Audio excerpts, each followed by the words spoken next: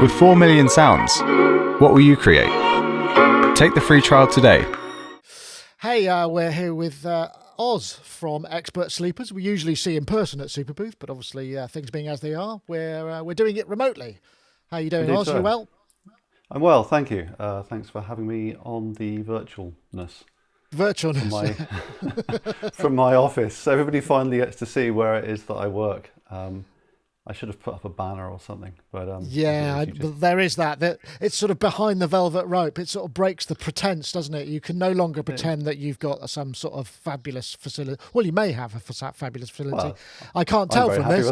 It looks fabulous, but you might have been portraying the image of opulent velvet chairs and kind of works of art by the Dutch masters. But we can see that. No, I've got industrial racking and just out of shot a big Pokemon poster, which my children like to refer to every now and again. But yes, hello. So what are we looking at then? I mean, you've got you're working on a new module, right? Yes. Well, all being well, by the time this is out, the new module will be out. Rather than announcing weeks in advance, the timing worked out this time so that it should actually be sat on shop shelves now, as of now, and you can immediately leave watching this video and go and purchase said item. Whoopee. Yeah. So, what is the module, I guess, is the question. It is, I'm going to bring up the logo before I reveal the module itself. It is the Super Disting EX Plus Alpha, also known as the Disting EX. It's a new Disting. And yeah, I'm very glad to finally be able to tell the world about it. I've been working on it for a while. The Distings have been around for a while, as you possibly know, and it's very hard to explain what this is without constantly referring back to every other iteration of Disting that has gone by. I prepared some slides. This is the trouble with giving people live streams, that they can just get fancy. Nonsense, okay. Get fancy slides. That's the Disting Mark 1, 2015. Rapidly followed by the Disting Mark 3 in 2016. Disting Mark 4 has been around. That's the current one. It's been around for 3 years now. It's launched at NAMM 2017 in January.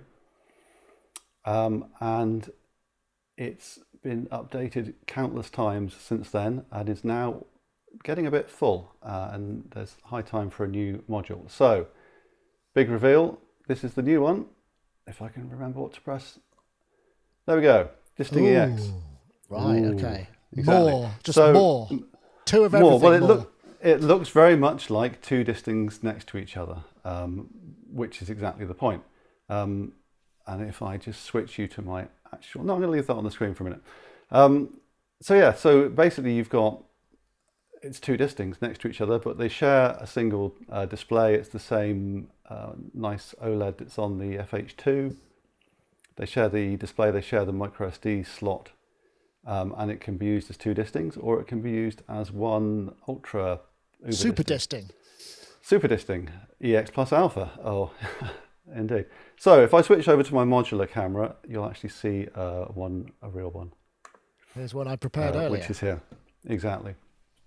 So, yeah, I mean, I'll run through some of the new stuff that I've put on it, but basically it does everything that the Disting Mark IV does. It does two of it at the same time. And the hardware's been upgraded, and it generally does everything better. So, for example, sample rate is now 96 kilohertz, this Disting Mark IV. But here, by the way, is two Disting Mark IVs next to each other, just for comparison. Disting Mark IV runs at 75 kilohertz, new one 96 kilohertz. Loads of extra features. It's got a big slab of extra RAM in it now, so all the delays and reverbs, which are particularly popular features on the Disting Mark IV, are much bigger. So rather than like a half a second delay, you've got a 40-second delay possible on the new one. So that's much improved, and it's compatible with everything. It's got MIDI like the old one had. It's also got I2C if that floats your boat. It talks to the select bus, and it talks to the CV and gate bus. So it's kind of basically it's my platform for the next 3 years of development, right? So the Disting Mark IV came out 3 years ago, has been worked on and worked on and worked on. My plan now is that this lasts at least as long and gets constantly upgraded. So in terms of actual new things that this one does, there's like 5 new functions, but I guess part of the point being, whereas on the Disting Mark IV, because you've basically got the 3 inputs, 2 outputs, and a small screen, you end up, or I end up, having to make a lot of very similar algorithms that do variations on a theme, whereas this, with like a proper menu system and display and more inputs and outputs, it's possible to have one basic algorithm that does lots of different things, depending on how you configure it. So there's going to be less but bigger things. So I can walk through some of those, if that would be Well, just a quick sort of from a 1,000-mile view. I mean, essentially, it's a sort of programmable platform that allows you to run effects, process audio, but also CV and gate and pulses and that sort of thing. So whatever you really want. So the thing about a Disting is it's completely multifunctional. It does one thing at a time, or now 2 things at a time on the new one. But the things it can do are as any combination of audio and CV in and out. Any of the inputs can be audio or CV, any of the outputs can be audio or CV. So if you're processing CVs, you could say have quantizers or sequence generators. If you're processing audio, you can have delays or reverbs, or with other combinations like CV in, audio out, you've got your VCOs and sample playback. That's what a huge part of the functionality of the Disting Mark IV has become, is sample playback, and that's something I've also really built on in the Disting EX. And audio in, CV out is another possible combination, or any munge of the 2. So there's like 90 functions on the Disting Mark IV, all of which have been ported and brushed up to this one. And then there's 5 spanking new algorithms on the new one that take up the whole machine for more awesomeness. Shall I? Let's have a look at just that. Exactly. So this first one I'm going to demonstrate, this is a delay. It's called Augustus Loop, which is the name of an Expert Sleeper's VST. It's like our second ever product. Back in the day, before Expert Sleepers made hardware, we made VSTs, and this is it's a tape delay, basically. Maximum delay time, 44 seconds, stereo, and it's got a kind of tapey feel to it. Let me just take that one out for a minute before I confuse the issue. And I'm going to put that back to there, and I'm going to press play. So just in terms of demoing here, I've got FH2 generating clocks, Rene sync to that, CV and gate up here to a few analog things that are making some sound. That sound's coming into the input of Augustus Loop, just as a mono input, and then stereo outputs. Okay. So I'll press play, and when I we'll hear a sequence going through a delay. There we go. It's a very long delay. So various ways of setting the delay time. You can twiddle the knob to set the delay time. Numerically, you can tap tempo it, or you can feed it a clock. I've got a clock here. So that's a clock from the FH2 giving us a tempo sync delay. Set a delay multiplier or divisor. Mess with the feedback. And there's Augustus Loop has got this unnecessarily complicated kind of feedback structure where you can construct stereo delays or ping pongs, depending on how you cross modulate left to right and right to left. And that's all available in here. I won't go into that in too much detail now. I've done a much longer video which goes into all of that, which should be linked from the user manual. But just to twiddle some numbers here, and just to demonstrate another thing it does, I've got my Michigan Soundworks fader bank thing here. This is connected to the Disting EX by MIDI, a little jump cable at the back, and I've got these knobs set up to change the different delay times and feedbacky things So I'll just twiddle those and maybe you'll get an idea of some of the things it can sound like. There we go. And so if I just make the left and right delay slightly different, or very different, and then let's put a ping pong up. Here we go. And we'll do that. And if I just stop it, you can hear there's a ping pong happening there now.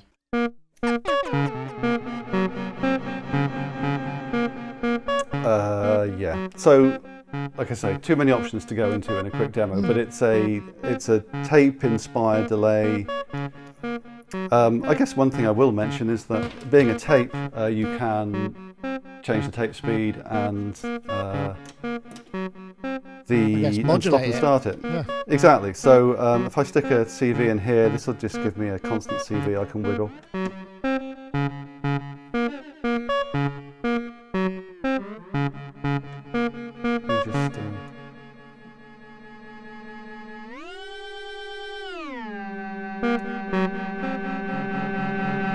Oh, too much feedback.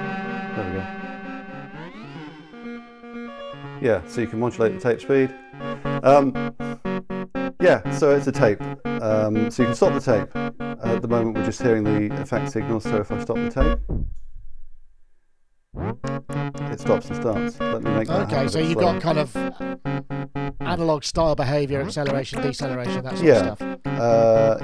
Yeah, I'm just going to make the delay time a bit shorter so it's a bit denser. And then what I'm looking for.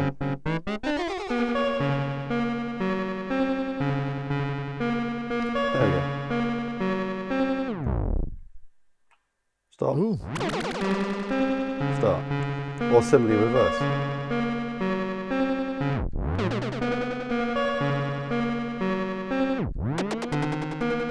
So that's all good fun.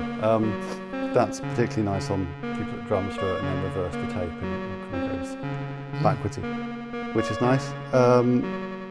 And just turn this on a minute. You don't have to have that kind of shlooping sound when delay times change. It's one of the things that's kind of emulated with tape, but you turn that off and then you get some. You can mess about with the delay time a bit more freely without getting those pitch effects if the pitch effects aren't your cup of tea. Let's turn that down.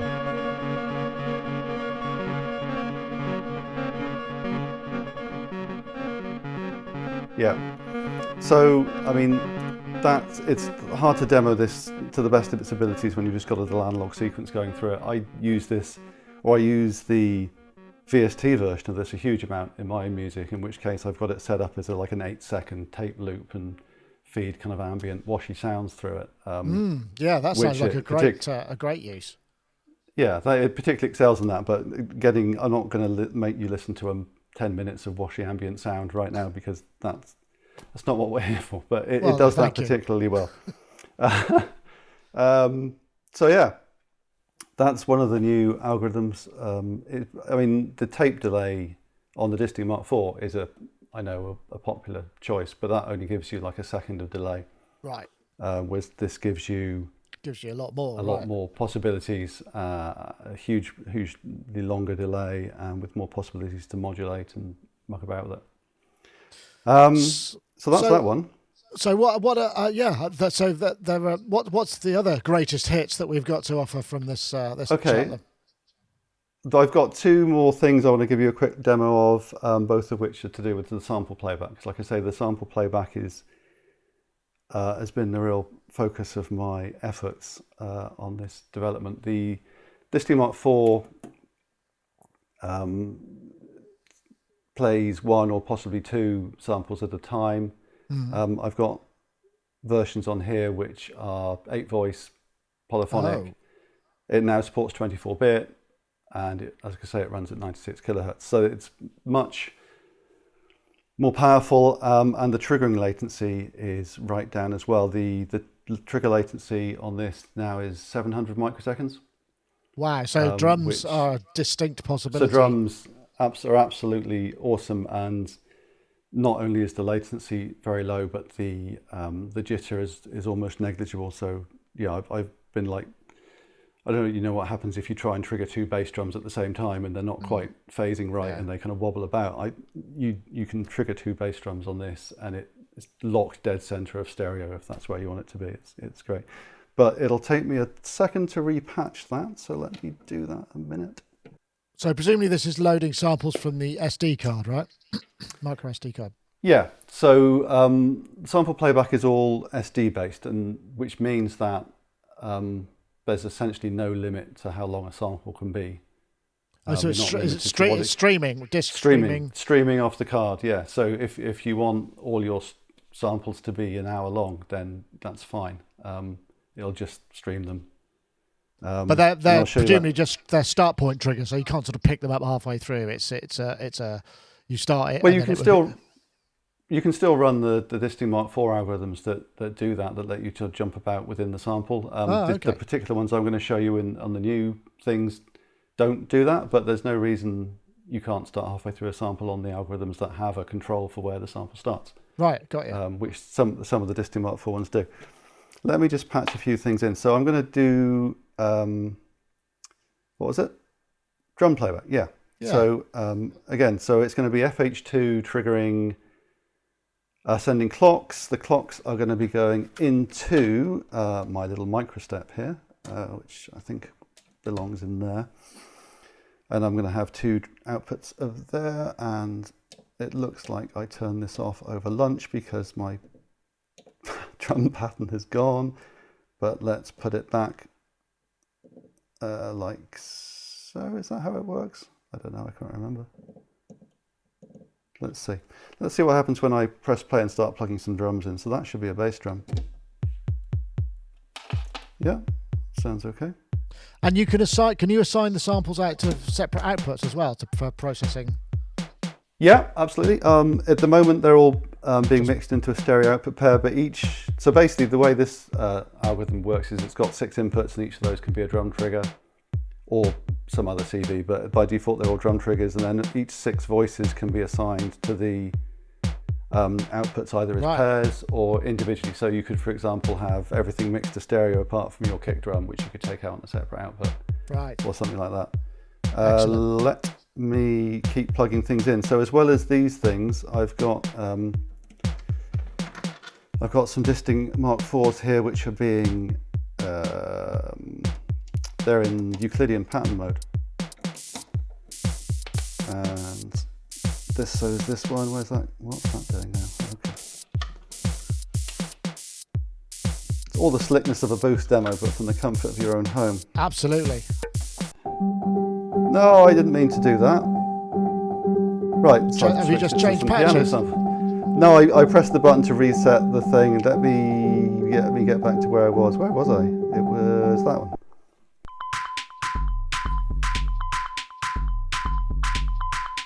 I don't think it was actually. It's quite nice, isn't it? I mean, we could go with that. Yeah, and then also that is impressive. You can use it as essentially a drum voice sampler, but it's only in 2 HP. It's 8. 8 HP, right? 8 HP. Yeah, that's astonishing. Yeah. So let me just, with any luck now, I've got these things. Yeah, I have. Okay. So I've got different gain over the different things now controlled by MIDI. So there's my bass drum. So you can. That's not right. Let's dial in a snare. There we go. That was supposed to be a hi-hat. There we go. It's a hi-hat now. Oh, so you've got granular. So those control assignments, are they stored per patch as well? So you could just literally just. Yeah, the way it's configured is that the kind of preset and the way it's all mapped just stored separately, but yeah, you can store it all. So I mean, I guess the concept is you could set up how you want your control surfaces and whatever to control the algorithms, and then you can have a bunch of presets that use that setup. But yeah, so I loaded there rather than going in and editing all the MIDI CC assignments, I just loaded that up and similarly the patch. Right, okay. Got it. I mean, it sounds like everybody who does modular stuff, certainly for performances, this seems like, I mean, that's why you see so many of these distings, is because they just do so many different functions. Yeah, absolutely. I just want to demonstrate here. Hi-hats, I've got choke groups on there. So that's with it off. All right, okay, yeah. That's with it on, so the, open hat closes closed hat opens there. What was I saying? Yeah, I know what you're saying. Closed hat closes the open hat. Yeah. So and then they're all mixed as well. So you can put there's a pan. I've got this one assigned to a pan, I think. Which sound is that? Is it that one? No, is it that one? Yeah, there we go. Not that one. Not that one. That's my cymbals. Is it that one? There we go. Right, so if you could hear the stereo. Right, okay. So that seems incredibly, that again, very powerful. Yeah, and it's drums. Like I say, these don't have to be drum sounds. These could be arbitrarily long things that you can trigger at any time. Yeah. Let's put on. I can imagine the people who are watching this are just starting to see the possibilities unravel before them. Yeah, it's possibly a good time to mention. The module comes with a micro SD card supplied, which the Mark IV didn't, which I was keen to do because people sometimes got a bit found it hard to get up and running with some of the sample playback stuff because they weren't quite sure how the card should be formatted or how the data should be arranged. So I'm supplying a card with this one with a whole bunch of stuff ready on it, including some very nice samples from Spitfire Audio. Oh, nice. And a whole bunch of drum samples, including these from Gold Baby, the premier New Zealand-based supplier of random drum machines fed through analog technology, basically. But there's some lovely drum sample sets in there. So that's that mode, which is, I haven't completely demoed, but it's kind of geared towards drum playback, but it could be anything. The other one I'll show you is the other sample playback mode, which is geared towards melodic sounds, basically, tonal sounds. So let me just repatch. So what you're going to hear is René sequencing again, and we're going to feed CV and gates into the Disting EX, which is going to be playing back some piano samples. So these are sort of multi-sample sort of collections, presumably, are they? Exactly. So these are multi-samples. So this particular piano is a particular favourite of mine, and this is in fact the sample set this is based on. The Lab soft piano was the thing that kind of drew me to the Spitfire. Yeah. As a musician in the first place, it's just such a gorgeous kind of ambient piano sound, which fits so many things. So with any luck, I'll just press play. There we go. Seems quiet, but maybe that's just because I'm everything else has been Well, it's a soft piano, isn't it? I'm just going to turn it up. There we go. So once you've got a sample playing back in it, I mean, is that all it could do, or can you actually apply DSP effects within the same disting, like add reverb and stuff like that, or is that asking it too much?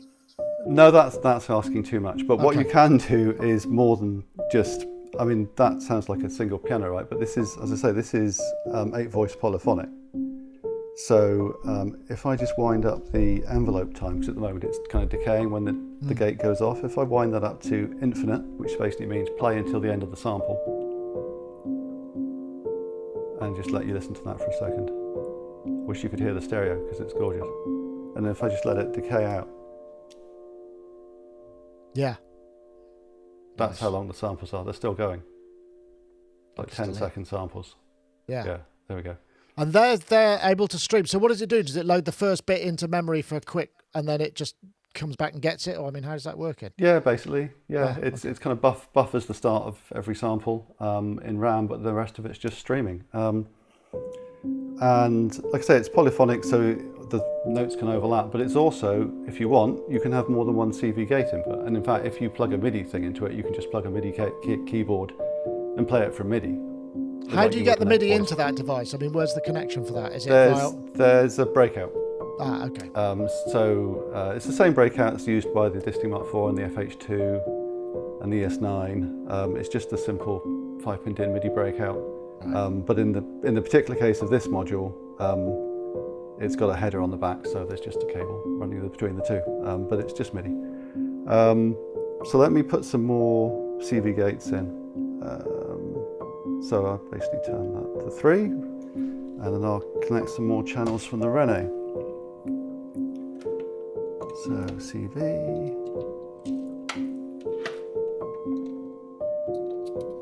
And gate.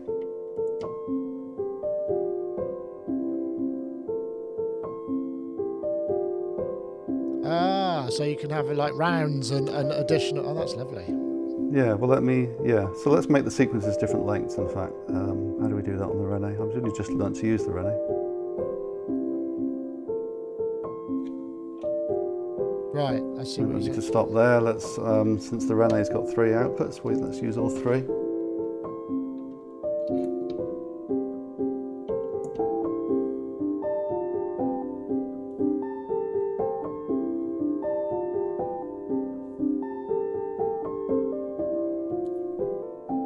That's lovely.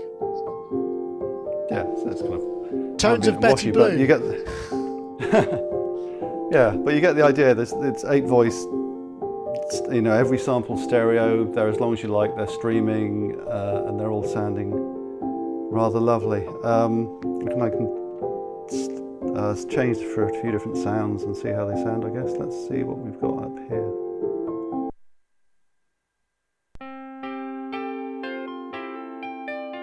It's called Whirly. Yeah, sounds more electric for sure. Yeah. Starts to sound quite Christmassy. Yeah. There's a nice dulcimer down here somewhere. It's talking a bit folk now. Yeah, folk that's modular. great. Yeah, fodular. Yeah. There's some of the lab sample sets are kind of slightly.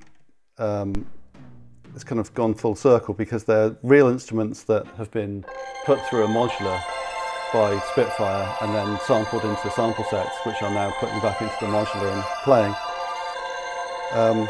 So it's all good fun. Where's the choir? So how would one edit your key groups and stuff? Is that something that you'd want to do? You probably want to do that externally in an editor and drop them in the right order and have things, or do you have to all do it? It's file naming basically. I mean, back in the day when I started putting sample playback on the Disting Mark III, originally there was this kind of text file based thing where you listed it and put all the properties. I've been gradually getting away from that, and you can basically do without those playlists now on this one, and you put useful information in the sample name. So like the note for a multi-sample set, basically all you need is the pitch embedded in the file names, like A0, G3 or whatever, right, and it will figure it out. Other things you can put in there, I completely haven't demonstrated this, but those two sample modes support round robins, so like continually playing a hi-hat and it playing a different sample every time you hit it, that kind of thing. Okay, so you can have variants and yeah. Exactly, and velocity switching, because all of these trigger inputs, didn't demo that on the drums again, but the inputs are velocity sensitive. So if you put a gate of a varying strength into it, the sample will get louder or quieter, and if you've set it up, it'll do velocity switching. So some of the labs drum samples here have got like 3 or 4 velocity switches per drum, so sampling a drum being hit at different levels of hardness. So right, that makes perfect sense. It sounds like it's going to be really, I mean, it's like drum machine kind of territory. You're right there. That sounds really good. Yeah, and of course you can play drum sounds through this mode as well, because then you basically end up with your drum sounds mapped on successive semitones. So you can you can play a drum part from a keyboard. So I'm not sure what's going to happen here actually, but let's try it.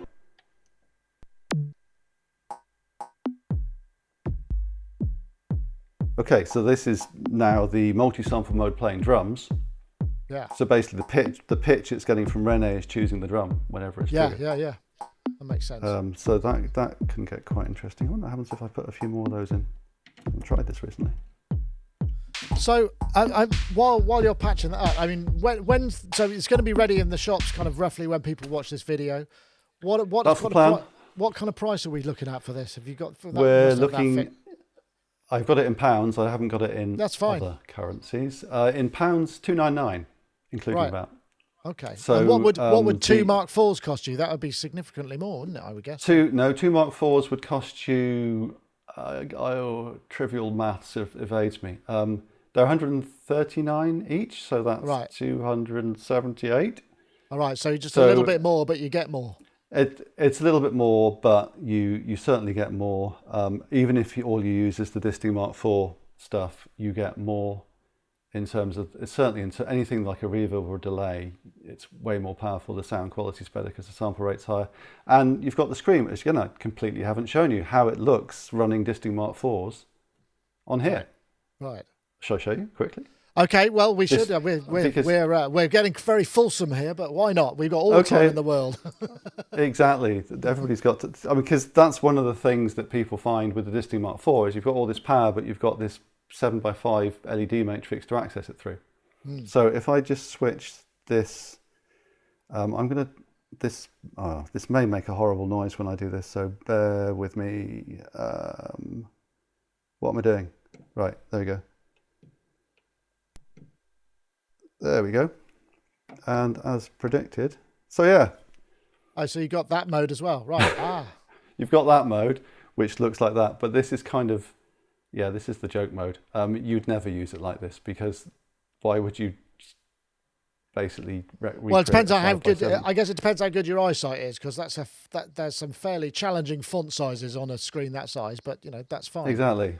So I mean, if you like the big chunky, you can have it, and you can watch everything scroll past the same as it does on that. But if you dive into the settings and do this, no, not that. What do I want? There we go.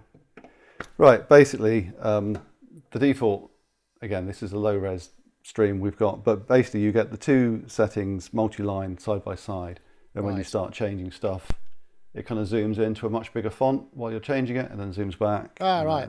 Excellent. That's for the old duffers like me. That's perfect. Yeah, it makes it a lot easier to see what's going on. You get a lot more information without all the single character scrolling. And I should mention as well the help, which the whole user manual text is basically in here. Wow. And you can scroll through it if you get lost, which is kind of handy. But yeah, Disting EX.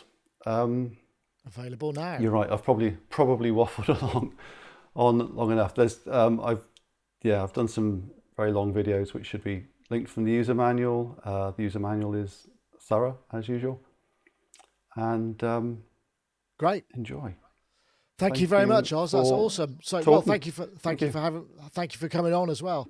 Okay, well, I guess that's it then. So, available now. Just look out in your local stores and all that sort of thing. Absolutely, your local mail order store until you can actually go out and buy it in person. Okay, great. Thanks very much, Oz. Magic. Thanks.